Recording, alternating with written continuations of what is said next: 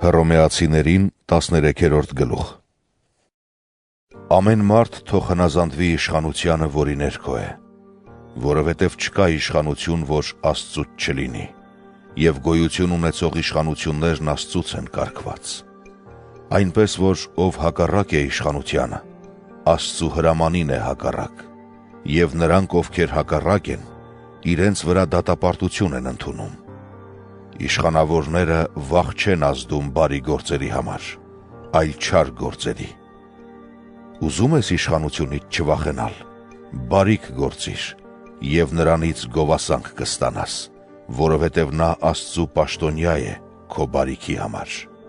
Իսկ եթե չարիք գործես, վախեցիր, որովհետև զուր տեղը չէ սուրը մեջքին կրում։ Աստծու սպասավոր է նա, բարկությամբ պատժելու նրան, ով չարիք է գործում։ Ահա թե ինչու պետք է հնազանդվել, ոչ միայն բարկության վախից, այլև խղճի հանգստության համար։ Դրա համար նաև հարկ եք վճարում, որովհետև նրանք Աստծու սպասավորներ են այդ բանը հոգալու համար։ Արդ յուրաքանչյուրին վճարեք իրեն հասանելիքը, որին հարկ հարկը, որին մաքս մաքսը, որին երկյուղ երկյուղը, որին պատիվ պատիվը,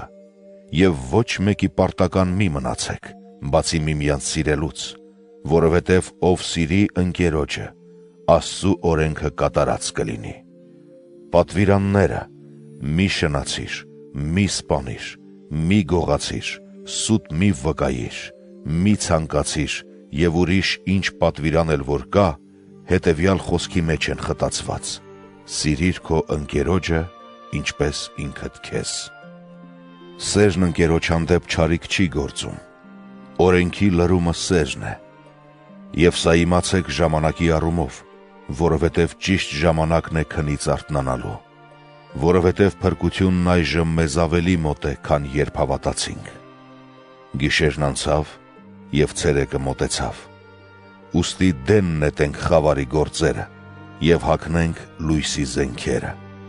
ինչպես ցերեկով շարժվենք առաքինությամբ, ոչ թե անառակությամբ ու հարբեցողությամբ,